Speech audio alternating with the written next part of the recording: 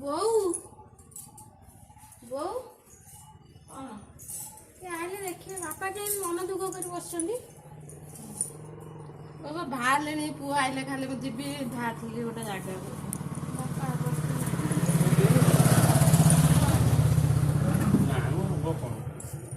ମନ ଦୁଃଖ କରିବ ପଇସା ମୋ ପୁଅ ଆଇଲେ ଯିବି ହେଲେ କି ଗାଧି ଗାଧି ବାହାରିଲେଣି ଗୋଟେ କାମରେ ଯିବି ପଇସା ମନ ଦୁଃଖ କରି ପଇସା ସେତେବେଳେ ଦେଖିଲେ ମନ ଦୁଃଖ କରିଛନ୍ତି। ମନ ଦୁଃଖ କରିଛନ୍ତି ସେ ମନ ଦୁଃଖ କରିଛନ୍ତି କଣ ତାଙ୍କର ହେଇଥିବ। ସବୁବେଳେ ହାର ଅଛି ଜିତି ଅଛି। ଖେଳ ଦି ପକ୍ଷ ନେଇକିରି ହୁଏ। ଭାରତ ପାକିସ୍ତାନ ଖେଳ ଦେଖୁଛ, ଭାରତ ସାଙ୍ଗରେ ଅଷ୍ଟ୍ରେଲିଆ ଦେଖୁଛ, ଲଣ୍ଡନ ଦେଖୁଛ, ତାପରେ ଶ୍ରୀଲଙ୍କା ଦେଖୁଛ। ସବୁବେଳେ ସମସ୍ତେ ଜିତିବେ ବୋଲି ସେମିତି ସମାନ ନଥାଏ।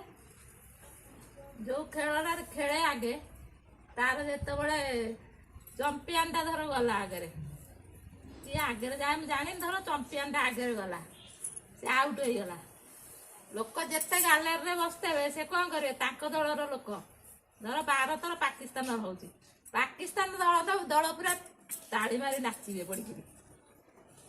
ସିଏ ଶେଷ ଯାକେ ଅପେକ୍ଷା କରନ୍ତି, ତାଳି ମାରି ନାଚନ୍ତି। ଚମ୍ପିଆନ ଯଦି ହାରିଗଲା, ତା ପଛରେ ଯୋଉ ଅଲଗା ଖେଳାଳି ସବୁ ଅଛନ୍ତି ସିଏ କଣ ଖେଳ ଶିଖିନାହାନ୍ତି, ସିଏ ବା ଖେଳିକି ଜିତେଇ ଦେବେ। ତମେ ହାରିଗଲେ ବୋଲି ମନ ଦୁଃଖ କାଇଁ କରୁଛ?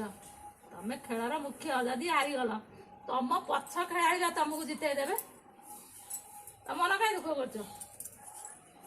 ସେମିତି ହାର ଜିତି ହୁଏ। ଆଉ ଗୋଟା ଦେଖଉଛି ତମକୁ, ଲୁଡୁ ବାଲି। ଆମେ ପିଲା ବି ଖେଳୁଛନ୍ତି, ଆମେ ବି ଛୋଟବେଳେ ଖେଳୁଥିଲୁ।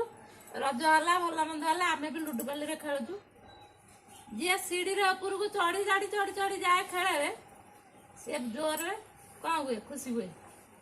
ଯିଏ ସାପରେ ଖସି ଖସିକି ଆସେ ସେ ଟିକେ ମନ ଦୁଃଖ କରେ। ଲାଷ୍ଟକୁ ଗୋଟାଏ ସାପ ଗୋଟାଏ ସିଡ଼ି ଥାଏ।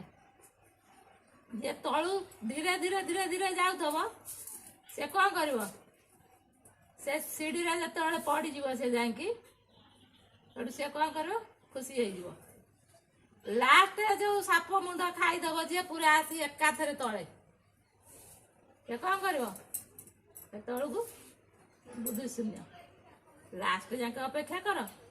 ସେ ଯୋଉ ଗୋଟିଟା ପଡୁଛି ତମେ ହାତରେ ଧରିକିରି ଏମିତି ଗୋଟିଟାକୁ ଥୋଇ ଦଉଛ, ସେ ଗୋଟି ବା ଭାଗ୍ୟ ଗୋଟି ଏମିତି ବଢିବ।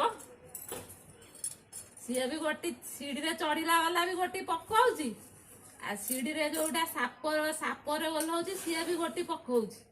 ସିଏ ହାତରେ ଥଉନି କି ଇଏ ବି ହାତରେ ଥଉନି, ସେଇଟା ଭାଗ୍ୟ।